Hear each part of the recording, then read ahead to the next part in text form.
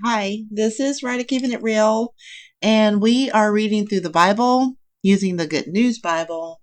We are on the Apocrypha, which I call Beyond the 66 series, and we're on Sirach. And Sirach, chapter 13. Sirach, chapter 13. And we're going to read through chapter 15 today. This has just been a wonderful book. It's about wisdom. The book's about wisdom. So here we are, Sirach, chapter 13.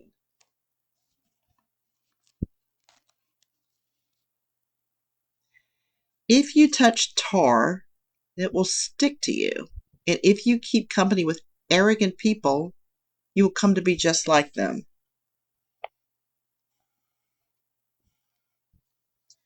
Don't try to lift something too heavy for you. Don't keep company with people who are richer and more powerful than you. Wow, I've heard just the opposite. You cannot keep a clay pot next to an iron kettle. The pot will break if it hits the kettle. If a rich man's wronged someone, he can afford to add insult to injury. But if a poor man is wrong, he is forced to apologize for himself. It's true. A rich man will use you as long as he can profit from it. But when you need him, he will leave you helpless. He will live with you as long as you have anything and will gladly drain you dry. If he needs you, he will trick you with his smiles and cheerful, kindly words. Do you need anything? He will ask. He will feed you until you are embarrassed. Finally, when he has drained you 2 or 3 times over, he'll laugh at you.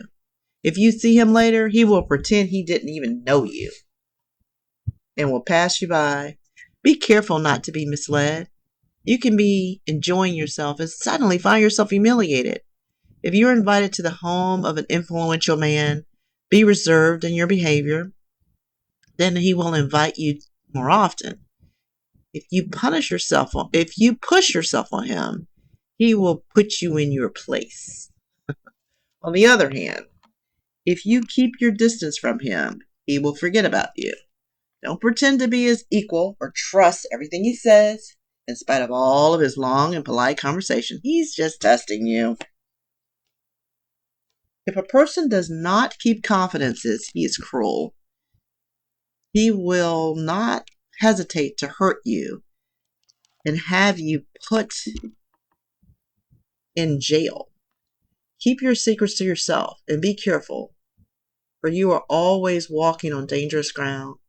Every creature prefers its own kind, and people are no different. Just as animals of the same species flock together, so people keep company with people like themselves. A sinner has no more in common with a devout person than a wolf has with a lamb. A rich man has no more in common with a poor man than a hyena has with a dog. The rich hunt down the poor, just as lions hunt down wild donkeys in the old open country. Arrogant people have nothing but scorn for the humble, and the rich think of the poor in the same way. When a rich man stumbles, his friends will steady him.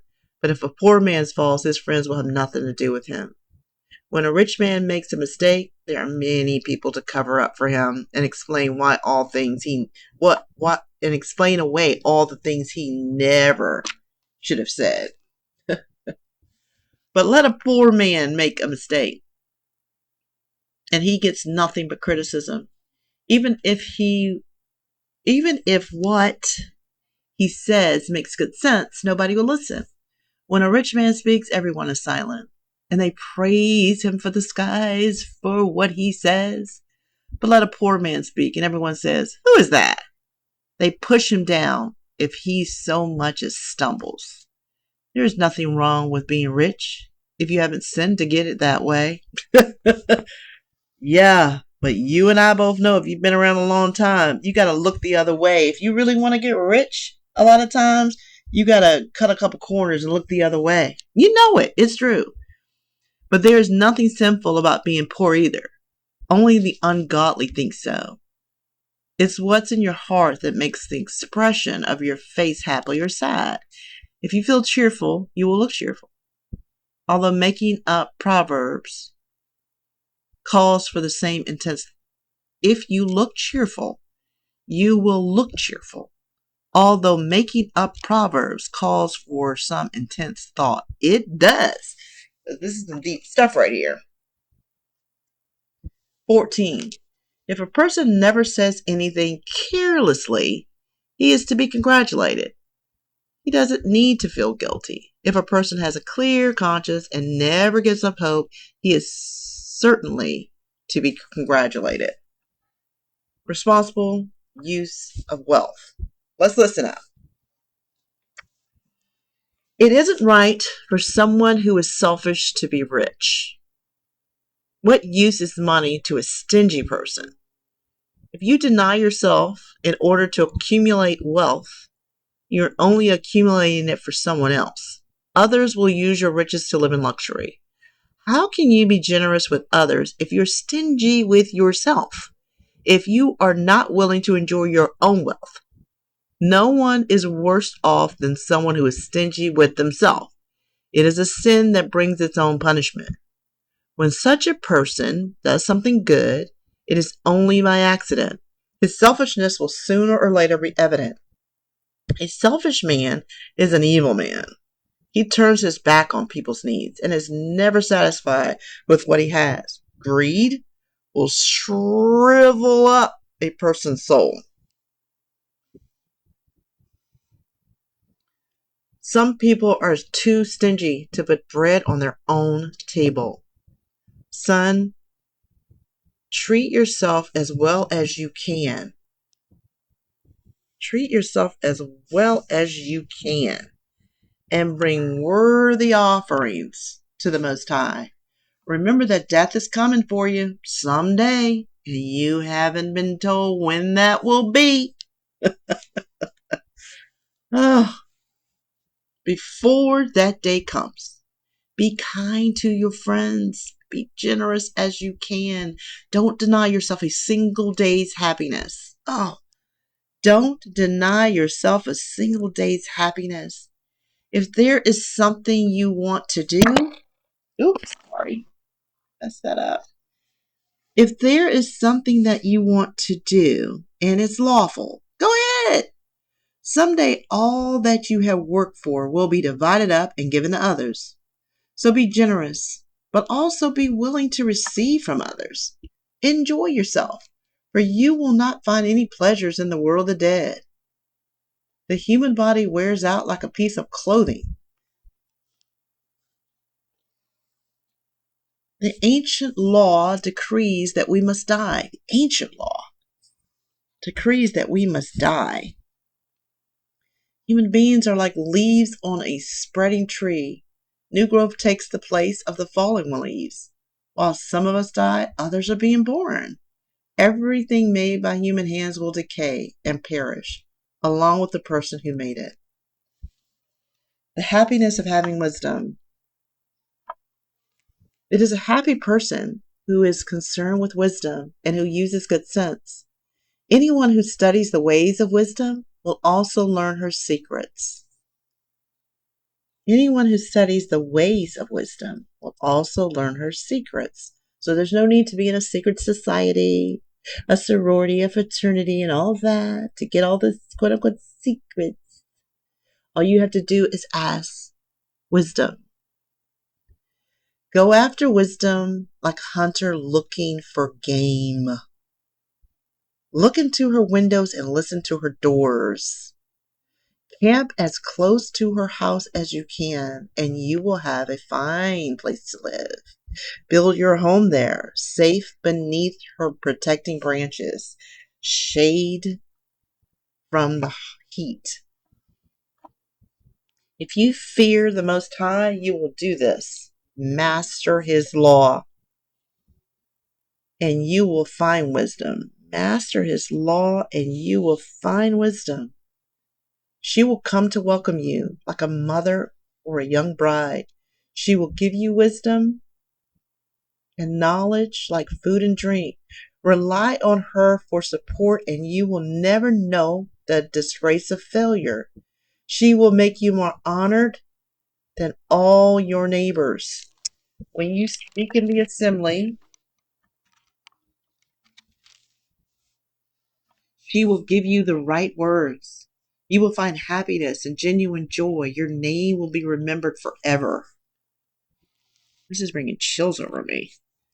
But people who are foolish or sinful will never even catch sight of wisdom.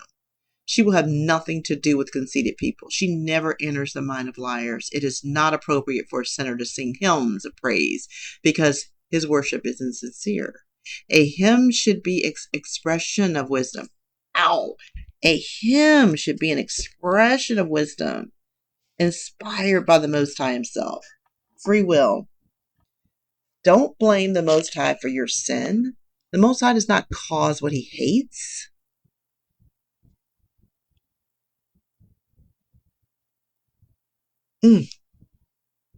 Don't claim that He has misled you. He doesn't need the help of sinners to accomplish His purposes.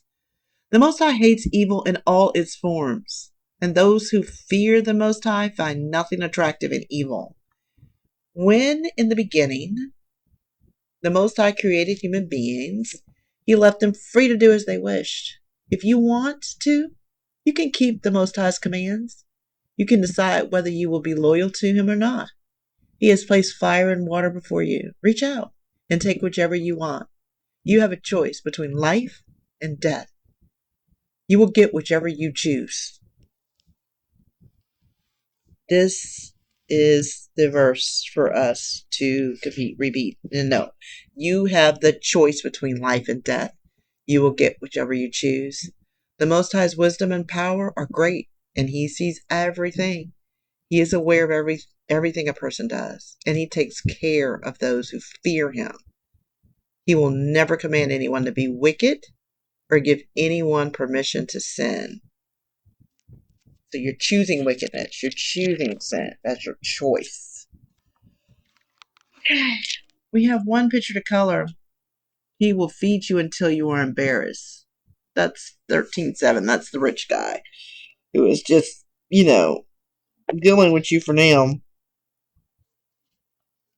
you think you're sitting up there, somebody important. That's a pretty picture of the food. Look at the food in that picture. I mean, I'm just thinking about the person who drew the picture, right? So he, drew a picture to try to depict this. This has to be the rich man, though. And this has to be the fool. Because a rich man, look, he's all decked out. Hold on, 13:7. If he needs you, he will trick you with his smiles and his cheerful, kindly words. Do you need anything? He will ask. He will feed you until you are embarrassed. Finally, when he has drained you 2 or 3 times over, he will laugh at you. If you see him later, he will pretend he doesn't even know you. No, I guess he is the rich guy. He's laughing at you. He's a rich guy laughing at you. Even though he looks like the poor guy, he looks like the rich guy. I'm still taken by the food, though. I'm still taken by the food and the way they did the food. Oh, okay. Sirach is like, to me, it is like what older people should be teaching younger people, but they can't because they haven't learned it themselves. And maybe hearing this for the first time and made a lot of mistakes like this. What is that? Like, that's bread over there. This is the bread. It has to be some vegetables. And I only learned this year by going to a dietitian about a balanced meal where you have to have half of your plate needs to be vegetables or fruit. And then that's your vegetables or fruit. And then you have to have a protein. That's your protein. And some starchy, starchy rice, potatoes, bread, carbohydrate. So I don't know what this is though. I can't tell what that is. Cheese, maybe? Maybe cheese? Maybe cheese.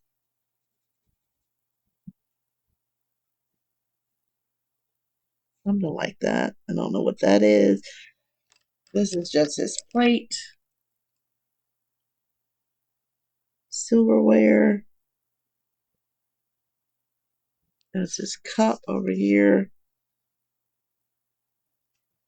And the pitcher. It's probably some form of yellow. This like a great pitcher of water. A lot of good food here. I'm gonna make this some other color green. Make sure there's got to be some greens here. So your plate should be mostly greens, half of it greens. Like I didn't know that. I would eat like chicken and rice, thinking that's a meal. It's not a balanced meal. You need to add something to it. Salad, green beans, something. Right?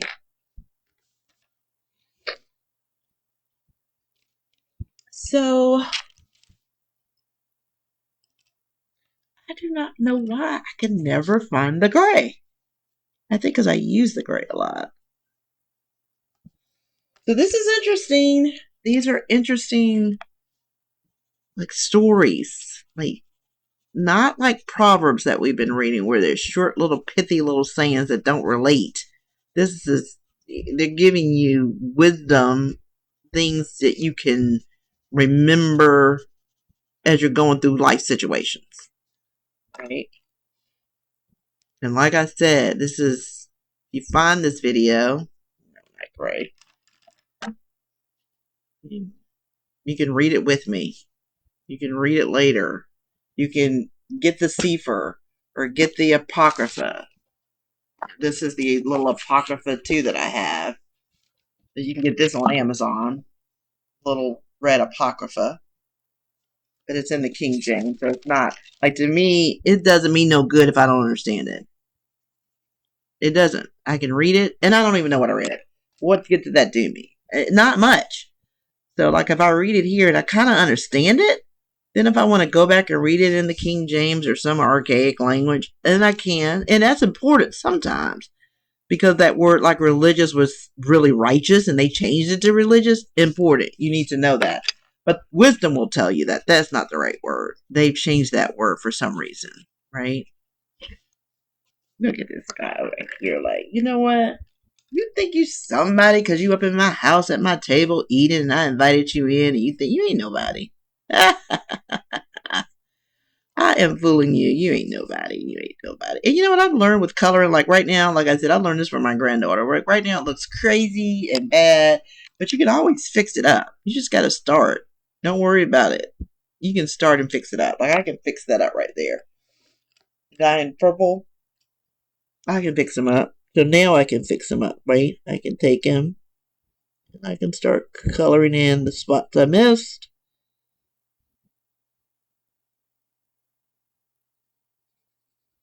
And then so it doesn't look so bad. You just have to, it's in life too. You just have to get started. It doesn't have to be perfect.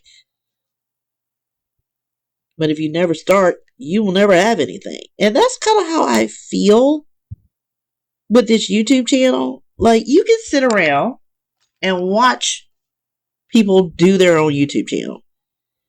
And there's some edification to that. Absolutely. Because they're going to have things at their disposal that you don't and you can learn from. But guess what? If you get this far in this video at the almost 20-minute mark, if you can watch this video, then you have a YouTube channel. And all you have to do is hit create. There's a little button that says create. You can use your phone. You can do whatever you want to do. Say something. Just like, I'm not always on camera because I'm not getting dressed up, makeup. I'm not doing that. I'm just not. I'm keeping it real. I want to do something, but I'm not gonna. I can't pretend. I can't do it. I'm too old for that right now.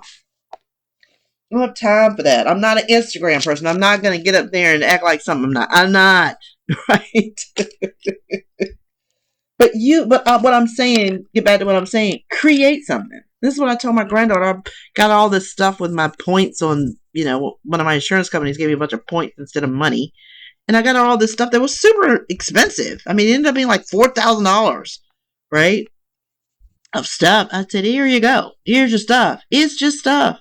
It's just stuff. It was like whatever that Apple computer is and the Apple Watch and the earphones that go with the Apple and some expensive perfume and Lululemon gift certificates and some kind of very expensive name brand purse. I don't even know what it was called, but it was beautiful. It was I knew it was like luxury because I've had luxury purses before and I know what it was like when you unwrap them, right? But I said, okay, here's your stuff. But it's just stuff that somebody else created, right? That somebody else created for you to use. Use that to create something other people can use, wear, like, listen to. And I gave her a year to do it. That was my challenge to her. Here you go. It's not Christmas, it's not your birthday. You ain't got to wait for all that. You got it right now. A year from now, around this time, I'm gonna ask you what you create. I'm gonna prep you like 3 months from now. Have you done anything? If you say no, get on it. Because all this technology we have, your phone, right? Got your phone. I got this new little tool, this new little remarkable thing. All this technology. Use it to create something. Why? Because this Sirach just told you you're going to die. Sirach just told you in this. You're gonna die. Everybody is. Leave something behind. That other people know you were here. And with that, until next time, it is Ridea, and I'm keeping it real.